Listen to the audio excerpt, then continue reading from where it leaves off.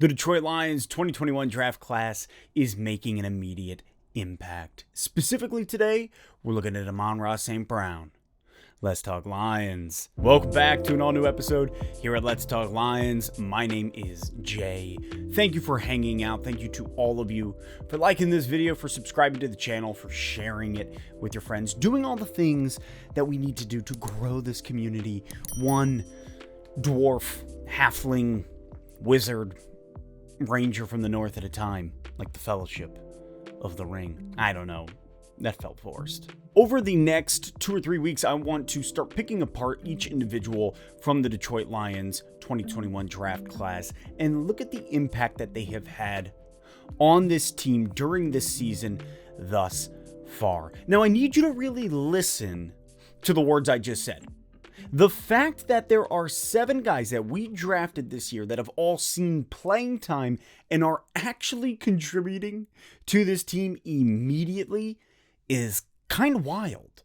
How many teams draft guys? How many times have we drafted guys that just sort of poof into oblivion after a 2-3 year stint? How many times do guys not even make the team come September? I mean, it happens all the time. So the fact that all 7 of these guys, all 7 of these men have seen playing time this year, and that most of them, with the exception of Iffy, have made an impact, and that's due to Iffy's injury, is a wild thought. What that tells us is Brad Holmes is as good as we anticipated, as good as we needed him to be, simply after 1 season. When Brad Holmes was originally hired earlier this year, I think so many of us were excited about the possibility of somebody being able to come in here to scout talent, be able to find those guys, and then bring them here, make it happen through the draft.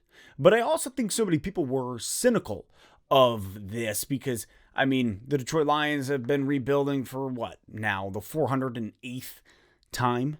So here in Detroit, we have been burned so many times, like Lucas is out there casting PK fire over and over again.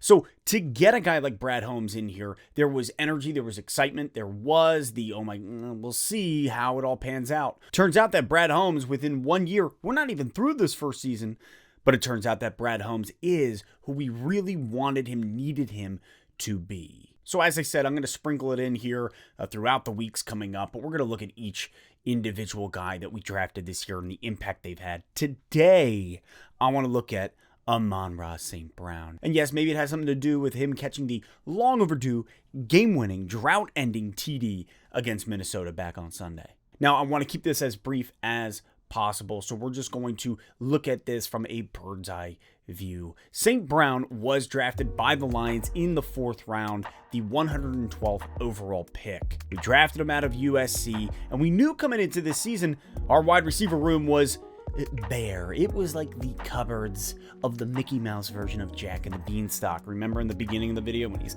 cutting the slice of the bean? And 3 beans, but no, 1 bean and 3 men. Well, at least there are no bones in it. Just look at that miserable creature. I don't know, that scene is just, it's stuck in my mind. But the cupboards were bare when it came to wide receivers, so we knew that we had to get one somewhere in the draft. It was going to happen, that or free agency. We wanted to see how it all sort of rolled out. Well, at the start of the season, our wide receiver 1 was Terrell Williams, a name that you have not thought about for weeks. Wide receiver 2 was Quintus Cephas. From there, the chips fall where they may be with wide receivers 3, 4, 5, whatever. Amon Ra St. Brown was in that mix. But with Terrell Williams getting that early concussion, I believe in week 1 against San Francisco, and then Quintus Cephas in his 2nd year breaking the collarbone pretty early in the season, it left a vast void for somebody to step up and to start becoming more. Now, we know that Goff has not thrown the ball. The play calling has not been in favor for Goff airing it out to the wide receivers that much. However, when we look at the last few weeks specifically, we can narrow down that, hey, the air attack is becoming a little bit more prevalent. The air attack is becoming a little bit more used. And Amon Ra St. Brown himself being one of the key components of it. He finally saw his season-high targets this week against Minnesota. He was 10 for 12. Some things to notice: St. Brown is 49 for 64 on the season. So you're looking at about a 77% reception percentage. For the season so far, he's put up 438 yards. You're looking at about 8.9 yards per reception. This last week against Minnesota, he did have his season high yardage. That was 86 yards and his first ever career touchdown to seal the deal and get us that W.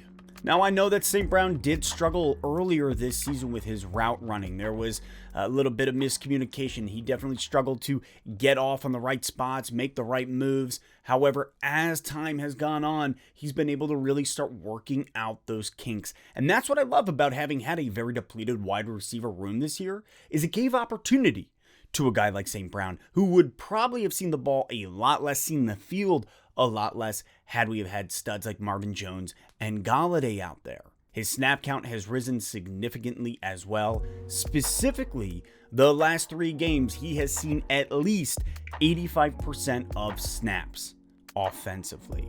Getting in even deeper, against Chicago, he saw 98%, and last week against Minnesota, 96%. So what this tells us is Dan Campbell, Jared Goff, everybody is trusting St. Brown more. He is elevating that game. You look at what he's been able to do, how he's able to get open, and most importantly to me is, man, he's catching the ball 77% of the time. And if we can kind of keep raising that, that will be huge. St. Brown is going to have a bright future here in Detroit. He's going to have a bright future with the Lions in the NFL in general, and that is exciting. That is something that you and I can get excited about. Seeing what he's been able to do so far this year with the minimal amount of, targets that he has had, and that is huge. His opportunities have been many here in Detroit as a rookie, with other guys getting injured and with a very unstable wide receiver